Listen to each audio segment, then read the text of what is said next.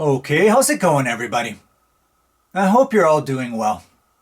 Okay, well, so in this episode, I thought I'd try to say something about the 2008 animated Pixar film Wall-E.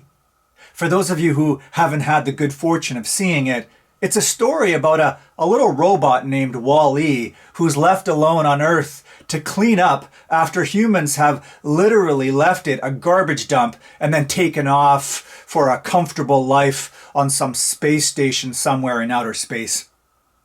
There on that station, their technological achievements and their voracious need for consumption and for comfort have turned them into fat blobs who can barely stand and move around on their own.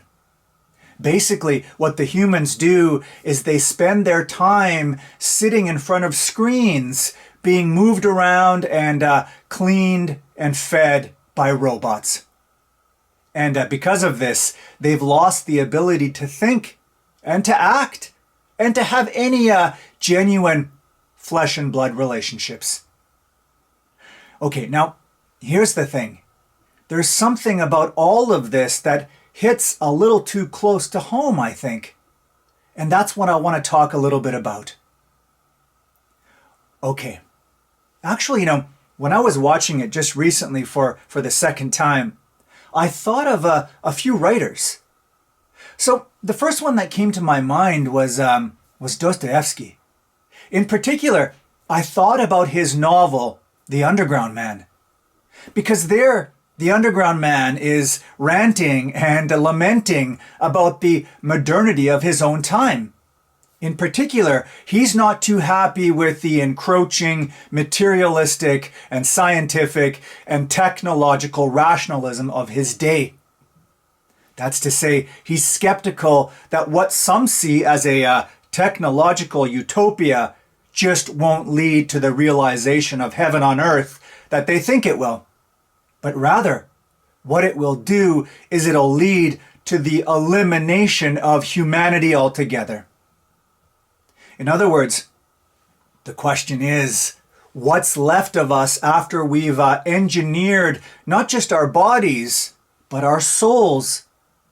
How do we think and act and create and feel in a world that is artificial and doing all of these things for us? Actually, the last one, how do we feel, is one that the underground man is particularly concerned with. You see, he believes that once you try to establish a perfectly ordered world, then there's no more room for human suffering. But here's the thing. We need suffering, or at least we need the ability to suffer, because it's a sign that we're alive. It's the singular origin of consciousness. I suffer, therefore I am. Okay, well, another writer that came to my mind was, not surprisingly probably, Aldous Huxley. And here I'm thinking of Brave New World. I mean, how close is this fictional world to life in the space station in Wall-E? I mean, think about how the state in that novel builds technology to create a seamless and happy and superficial world. And remember the feelies. Or how about Soma, that drug that induces willful self-deception, that drug that clouds the realities of the present and replaces them with happy illusions. The drug symbolic of instant gratification. And like the one in Wall-E, in Huxley's Utopia, we enjoy a blissful nature while our work is done by servile robots and machines. What's more, in Brave New World, there's a reverence for technology and its comforts and an apathy towards the arts and the humanities. And ultimately, in Brave New World, we see what worshipping science and technologies as the twin ideologies of life does. What it does is it manipulates everything, and we begin to have well, we begin to have completely unnatural human beings in entirely unnatural environments. Okay, well, strangely enough, the last writer that came to my mind was the psychologist Carl Jung. You see, Jung was very concerned with the loss of communion or connection with nature. I mean, nature, or living naturally, was the nurturing soil of the soul, he said. Actually, he said something else that's very interesting. He said, today we have materiality everywhere, but we have little nature. In other words, nature is not merely material. It's spiritual. It's the great mother. Okay, but what am I trying to say exactly? Well, I guess what I'm trying to say, and I think this is what Jung is also getting at, is that when we destroy nature and leave it behind entirely for the material, it's not just that we harm nature itself, of course, but we also, maybe more importantly, harm and alienate ourselves. You see, nature is our ancestral lineage. It's the seed or the rhizome to which we are the plant.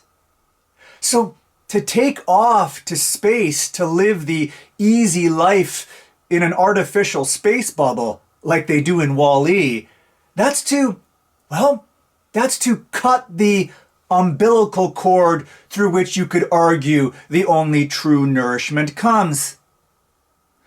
So for Jung then, we might expand, as he says, spatially. I mean, we do this all the time, more and more in fact. But what we forsake in that process, he says, is expanding temporally. That's to say, when all we do is focus on expansion in the outer material world, just building more and more and building higher and higher, gradually leaving the earth, what we ultimately sacrifice is our living history and our roots and our deep unconscious psyche. This is why destroying and fleeing from nature is so bad, because it's to leave behind our only real home and to cut ourselves off from the very core of our being, the one that lives deep, deep in the soil.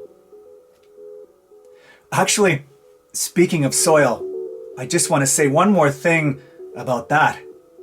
So there's a really funny sequence in the movie when Wall-E is whizzing around the human space station being chased by robots who see him as a kind of foreign contaminant. And there's one little robot in particular that's constantly sweeping up after him. You know, as Wall-E leaves a trail of earth dirt wherever he goes. Now, here's the thing. This little robot that's been designed by these humans just doesn't get it. He's not just sweeping up dirt, is he? No, that dirt comes from the earth.